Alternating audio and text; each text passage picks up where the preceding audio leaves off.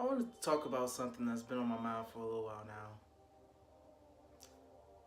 It's it's quite curious as I watched as it progressed. And what I'm talking about is the sad case of how John Wall has fallen victim to the front office's incompetence. The current state of the Wizards, John Wall's been out for probably a couple weeks now. Had heel surgery, as we all know by now. And the Wizards have been playing decent basketball. I mean, they haven't been great. They definitely have not been bad. They've been playing good ball. They beat a decent amount of teams, some good teams. The Thunder, Sixers, Bucks, even though they didn't have Giannis playing. But still, these are good teams. And they've lost some games. But if you look at the Wizards fan base, not all, but a good amount, a good chunk. The common theme is how the Wizards should move on, how the Wizards need to trade Wall, how the Wizards need to start preparing to build around Bill and Otto. And this has been the common thing around media too. Wall is just falling out of favor, it seems like, within the media and within the Wizards fans base. And it's saddening to me because it's not his fault. If you look at John's 9-year tenure of the Washington Wizards, you've seen bad draft picks. You've seen bad free agency pickups.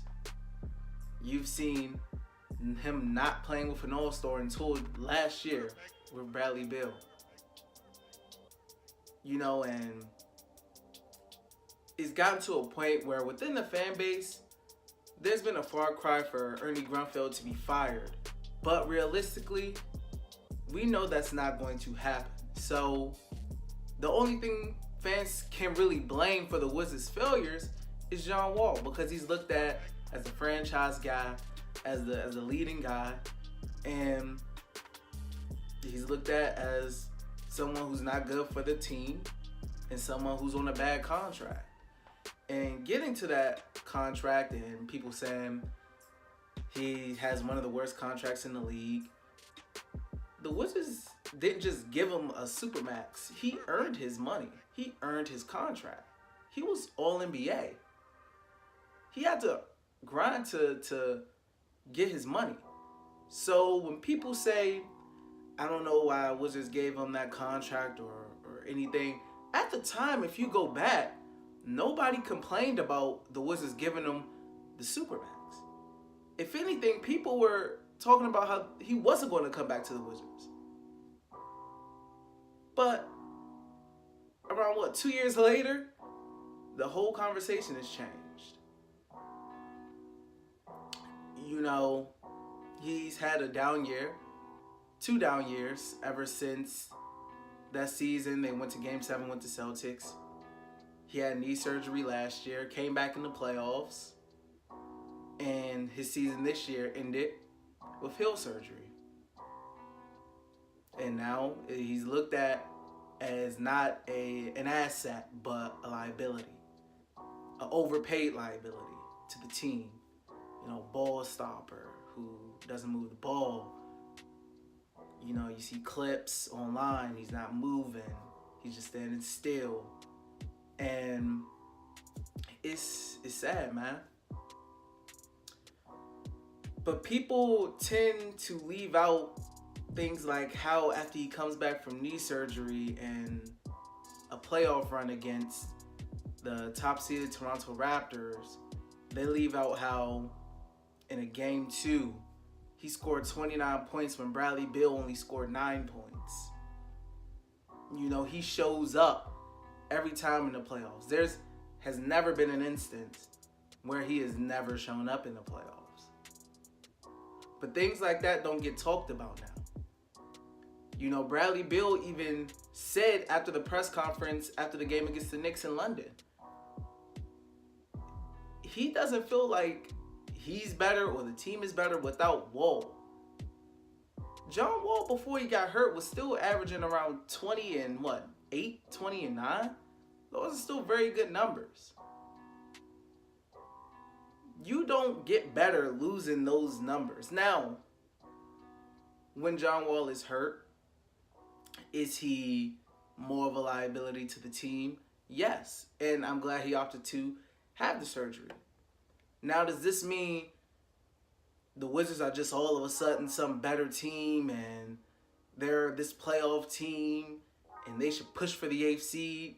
No, I don't agree with that. It doesn't make sense to me because they're nowhere near the Raptors or the Sixers or the Celtics or the Bucks.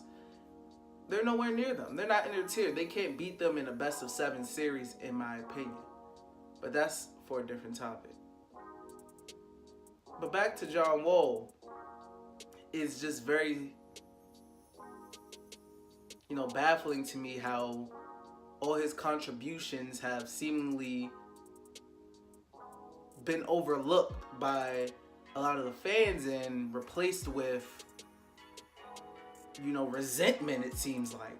Some people say, oh, you see Otto Porter's playing good now. It's because John Wall's not there. You see Bradley Beal's playing good now. It's because John Wall's not there. In my opinion, if John Wall played the full season this year or a full season last year, Bradley Beal would still be putting up all-star numbers. Bradley Beal is a good player. John Wall does not, take 40, 35 shots a game. He gives Beal his opportunities to score and facilitate. If anything, that's more on coaching. And this all goes back to the front office of failing to put a good team around him and then failing to put a good team around him and Beal. But we all know, like I said before, Grunfeld is not going anywhere.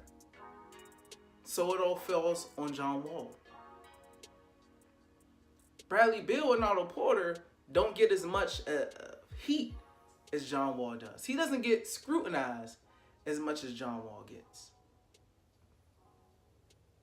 The other day, against the Lakers, the Thunder, Russell Westbrook shoots 7 for 30.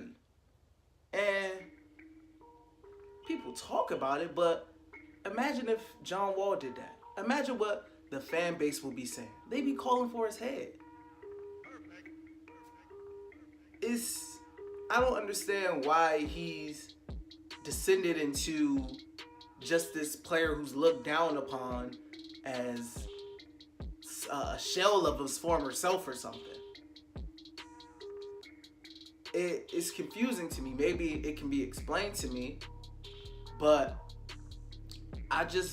it just kind of upsets me to see how he is taking almost all of the blame for the Wizards' failures when for 9 years the front office has failed to do anything outside of draft Bradley Beal. One All-Star. They've drafted one All-Star since John Wall has been with the team. John Wall tries to recruit. He says, I want to play with Paul George. This is looked at as, oh, John Wall is, looking down upon Otto Porter. It's not that. You want the team to get better. We want the team to get past the second round. Somebody like Paul George can, help push the Wizards past the second round. But it's looked at, because it's John Wall saying it, it's looked at, he's talking down about his teammates and, blah, blah, blah, and this and that. It doesn't make sense to me.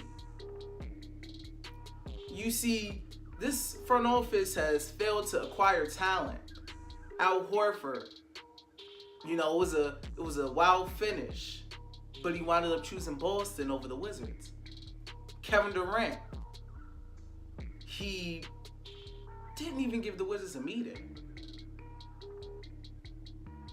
And you sign players like Ian Mahinmi, Jason Smith, even though I like Jason as a person. Jason Smith, Andrew Nicholson. It's just things like this, trading away first round picks for Bojan Bogdanovic, and who could have turned out to be Jared Allen, as we see how good of a player he is now. It's moves like this that have very much hurt the Wizards' future, but it seems like, yes, you have your fire Ernie, but since fire Ernie's not going to happen, next person to go to is John Wall. The Wizards are struggling. John Wall's to blame. Otto Porter's not getting up enough shots is because John Wall has the ball too much. He's not giving Otto a chance. But Trevor Ariza came in and he got his shots. You know, but now Otto is flourishing when he's on the bench. Go figure. You know, when he's coming off the bench and playing with Troy Brown and Mahimi and chasing Randall, and he's kind of the main focus of the unit. He's playing more aggressive. That's not a John Wall thing. That's Scott Brooks actually adjusting and putting Otto Porter in a position to do better. See, Wizards fans are blaming Wizards' shortcomings on John Wall when it has truly never been his fault. Yes, he has issues. I understand that. But don't make it seem like his issues are the reason this team could not get past the second round. When in Game 7 against the Celtics, the bench didn't even score in double digits. Whose fault is that? Who acquired that bench? John Wall didn't. But yet, you just heard about how his statistics in that fourth quarter of that game when he played almost the whole game.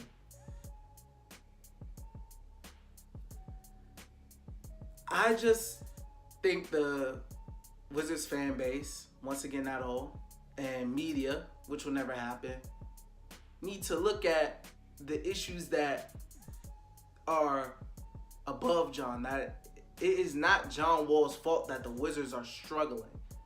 It is not John's fault that Otto Porter wasn't living up to his top 3 lottery pick status.